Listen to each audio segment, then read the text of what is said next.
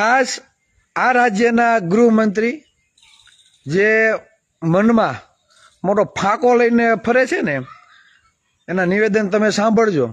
હમણાં મહુવા ઓબીસી સમાજ અને માલધારી સમાજ, ભરવાડ સમાજના જે યુવાન ઉપર ઘટના બની છે તે બાબતે થોડીક વાસ્તવિકતા રજૂ કરીએ. તમે વિડીયો ફૂટેજમાં તમે જે જોવ છો અને કાલે પોલીસ અધિકારીએ જે નિવેદન આપ્યું કે આ માલધારી સમાજના યુવકે સામેથી પોલીસ પ્રશાસન ઉપર હુમલો કર્યો અને તેના ઉપર ફરજ બેદરકારીનો ગુનો દાખલ કરવામાં આવ્યો છે. આવું નિવેદન પોલીસ અધિકારી દ્વારા આપવામાં આવ્યું.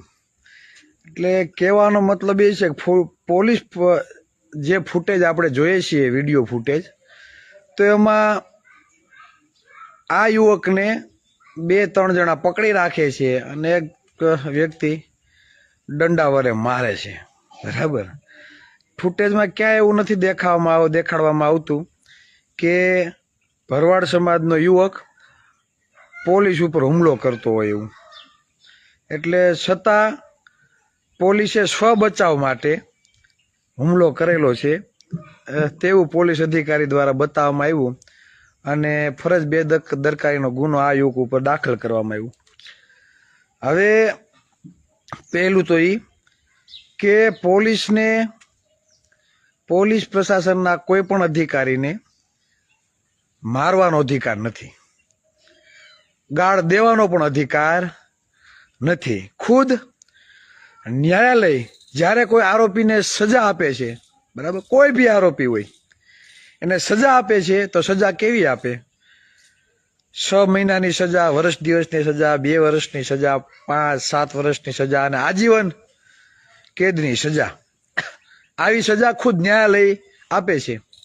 એ પણ ધોકા મારવાનું કે મારવાનું કહેતું નથી અને આવી સજા ન્યાયાલય પણ ખુદ આપતી નથી. ખાસ આ રાજ્યના ગૃહમંત્રી જે મનમાં મોટો ફાંકો લઈને ફરે છે ને, એના નિવેદન તમે સાંભળજો. શું કે વરઘોડો તો નીકળશે જ, પગ તો ધ્રુજશે જ.